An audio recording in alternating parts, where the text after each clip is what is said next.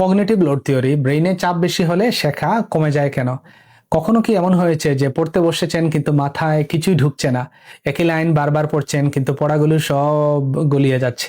অনেকেই ভাবেন এটা অলসতা, কিন্তু আসলে এটা অনেকটা ব্রেইনের লোড বেড়ে যাওয়ার কারণে হয়ে থাকে।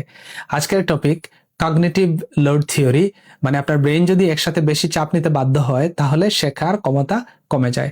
মানুষের ব্রেইনের একটা সীমা আছে, বিশেষ করে ওয়ার্কিং মেমরি, যেটা আপনার ব্রেইনের অস্থায়ী কাজ করার জায়গা। আপনি যখন পড়বেন, নতুন তথ্য বুঝেন বা প্রবলেম সলভ করেন, তখন এই ওয়ার্কিং মেমরিতে চাপ পড়ে, কিন্তু এর ক্যাপাসিটি আবার সীমিত। একসাথে বেশি তথ্য ঢুকলে ব্রেইন ওভারলোডেড হয়ে যায়।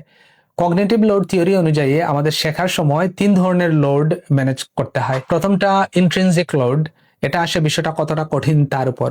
যেমন গ্রামারের মধ্যে টেন্স আছে, এটা সহজ, কিন্তু কন্ডিশনালস বা কমপ্লেক্স সেন্টেন্স স্ট্রাকচার তুলনামূলক কঠিন।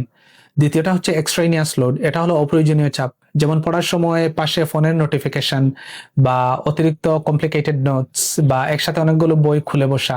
এগুলো শেখার জন্য উপকার না, বরং ব্রেইনে লোড বাড়িয়ে দেয়। তৃতীয়টা জার্মেন লোড, এটা হলো ভালো লোড, যেটা শেখাকে শক্তিশালী করে বা শেখার জন্য সত্যিই দরকার। যেমন নিজের ভাষায় বুঝে নেয়া বা এক্সাম্পল বানানো, প্র্যাকটিস করা, এই লোডটাই শেখাকে স্ট্রং করে তোলে।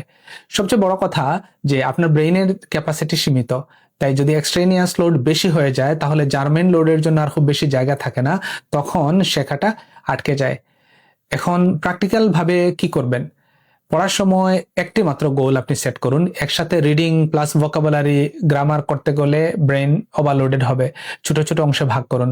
পড়ার পরিবেশ পরিষ্কার রাখুন, ফোন থেকে দূরে থাকুন, 20 মিনিট মনোযোগ দিয়ে পড়ুন। ডিস্ট্রাকশন কিন্তু এক্সট্রা লোড তৈরি করে বা ওই এক্সট্রেনিয়াস লোডটা তৈরি করে। বড় টপিকে ছোট করুন, একসাথে পুরো চ্যাপ্টার না পড়ে শুধু একেবারে একটা কনসেপ্ট ক্যারি করুন বা পড়া শেষ করুন। মিক্স করে পড়লেও স্ট্রাকচার ঠিক থাকবে। 30 মিনিট রিডিং, 15 মিনিট লিসনিং, তারপর 15 মিনিট স্পিকিং প্র্যাকটিস, এভাবে। মনে রাখবেন, মাথা গরম হয়ে গেলে সেটা আপনার দুর্বলতা না, এটা আপনার ব্রেইনের ন্যাচারাল সিগন্যাল যে লোডটা বেশি হয়ে গেছে। সঠিক স্ট্র্যাটেজি নিলে আপনি কম সময়ে অনেক বেশি পড়তে পারবেন বা শিখতে পারবেন।